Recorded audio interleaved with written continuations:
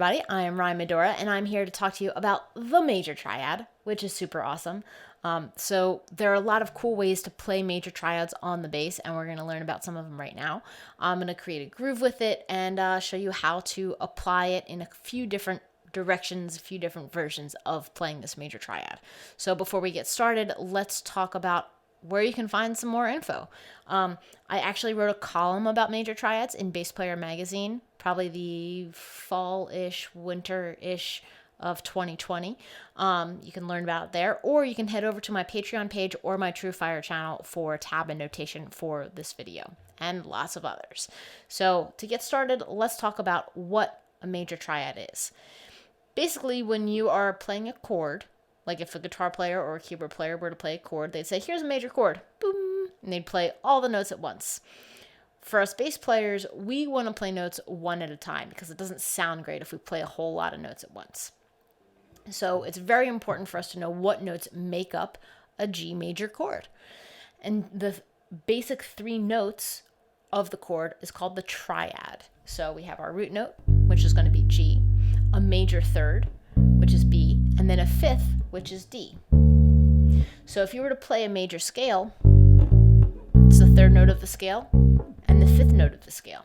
And there's your major triad. You have your root note, your major third, and then your fifth. We can throw the octave on top if we want, because it's fair game. It's a G. We have a G here and a G here. It's all good. So as I've just played that with one note at a time, I arpeggiated the chord, meaning that if I were playing guitar, I could play all of those notes at once. They'd all ring out together. Ba-dum. Or on bass, I can play them one at a time. And that is my G major chord. So now let's talk about how to use them to create a bass line. The cool thing is there are plenty of songs that use major triads as bass lines. One of my favorite examples is Obla Di Obla Da, Paul McCartney, major triads, always. It's great. A lot of classic soul tunes, so like In the Midnight Hour uses triads. A lot of, classic R&B and blues uses patterns that are involving the major triad. So you're going to find this everywhere. But to kind of create a groove and take it away from just a technical thing, we can kind of give it kind of almost like a rumba feel, which is nice. So I'm just playing the root, the third, and the fifth. I'm going to play my G on the downbeat. I'm going to play the third on an upbeat, 1 and 2, and the end of 2. And then I'm going to play the fifth on beat 4. So it'll sound like this. 1 and 2 and 3 and 4. 1 and 2 and 3 and 4. And there's my groove. Then I can take this and move to the other chords in the progression. I'm going 1, 4, 5 in G. G, C, and D. All major chords. So I can move this triad 1, 3, 5 to do a G major chord. Then I can move the whole thing over to C. Same fingering pattern, but my notes are C, E, and G to create a C major chord. Then I can move it all up 2 frets to D and play my D major triad here. And there it is. So I can use the same rhythm and move it across to the other chords.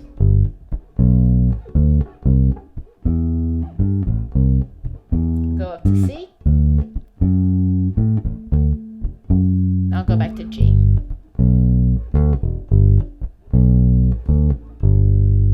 Now the cool thing about this is when you're playing a triad or an arpeggio, you don't always have to play the same notes in the same order in the same direction.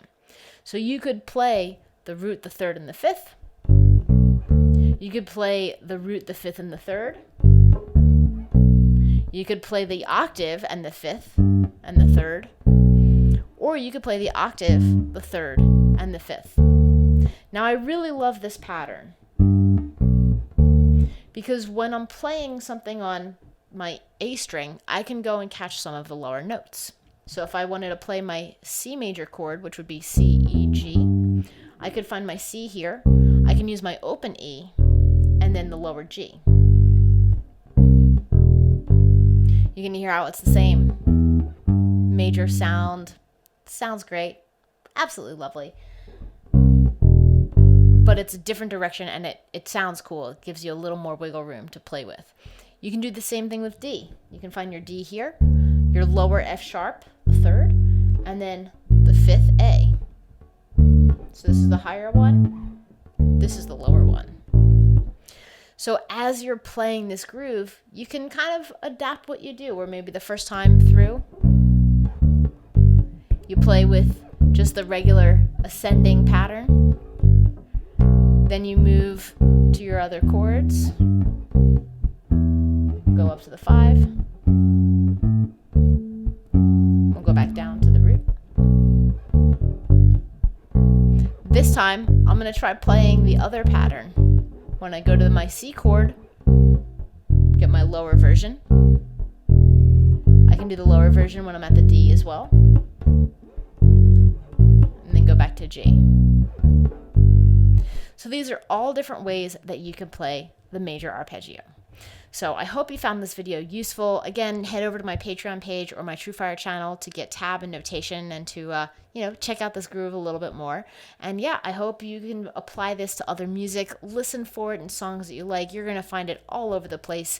It's really great for us bass players to know this kind of theory so that we can apply it and make sense of the songs that we go to learn. So I hope you dug this. Happy practicing. Keep it groovy.